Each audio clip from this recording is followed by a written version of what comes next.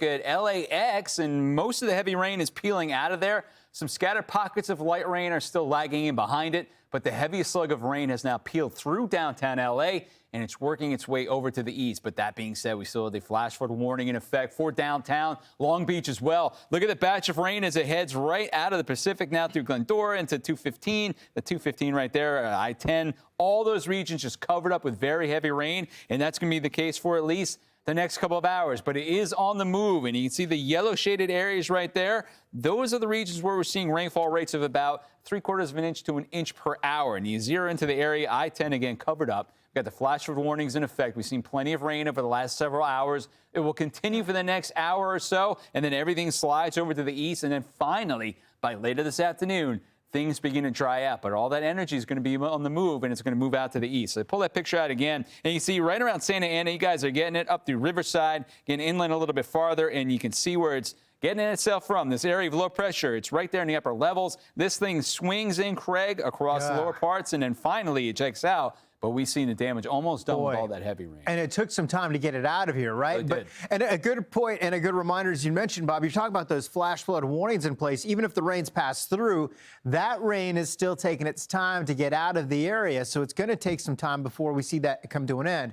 Estimated rainfall so far for the past 6 hours, some of you getting half an inch to an inch of rain, especially with orographic lift. That's a concern over portions of the Inland Empire at this hour and right into portions of, say, Rancho Cucamonga, in through the San Gabriel Valley. As we look at what happened with this storm, we want to go back and take a look at this because California has been just rocked by this atmospheric river, and a couple of them in the weeks leading up to this. Gold Run, California. Boy, the Sierra getting slammed, and the Sierra snowpack is finally starting to improve quite a bit. Overall, anywhere from 60 to 80%, depending on where you are in the region.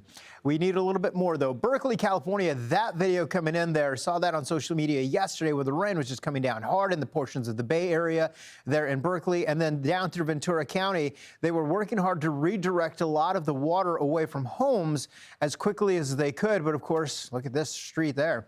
Just flooded down. So we're still watching the last of this move through. It has moved through quickly, but take a look at some of these impressive rainfall totals. La Granada Mountain, almost 8.5 inches of fresh rain. San Francisco, 8.8 inches of rain. San Francisco, you think about it, it's 7 miles wide by 7 miles long. They call it 7 by 7. A lot of hills, 8 inches of rain will do some damage there. Rose Valley, Carpinteria, and Montecito, 7+ inches of rain. Now, you think of places like Santa Barbara County, Ventura County, you still have some burn scar areas. Even if you don't, you have some rough terrain that goes up steep, 3,000 to 4,000 feet quickly. It's a quick grade up, and then just a little bit of terrain where you've got lower lying areas before you reach the ocean. So that's been an issue. Now, downtown Los Angeles at USC, where the Coliseum is, that's where they've got the rain gauge for downtown LA. With what we've seen so far, Bob, that now puts us at 12.33 inches of rain.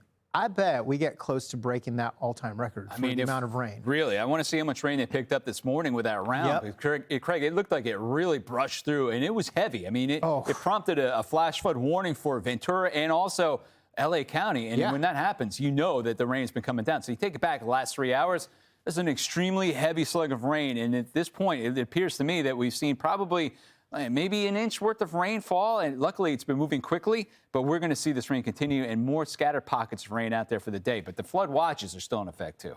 Yeah, you think about that flood warning there over portions of even Santa Clarita, but the flood watch, as you mentioned, the darker shade of green extends over the Central Coast and right down into San Diego as well. So San Diego, you've got the possibility level 1 there, Bob.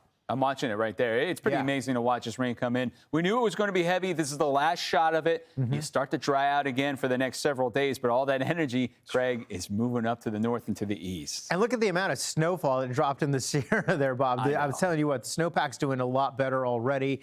You got quite a bit of it. This is going to extend into the Intermountain West. Colorado into Utah dealing with the heavier snow. You're going to get another foot of fresh snow for you, so that's a welcome sight, and that's going to be well above 7,000 feet or so. We do have these winter storm warnings. Take a look at Interstate 15. Interstate 15 can be tricky, as you know, Bob. Trying to go out of California and up into Utah. You got to watch that one closely.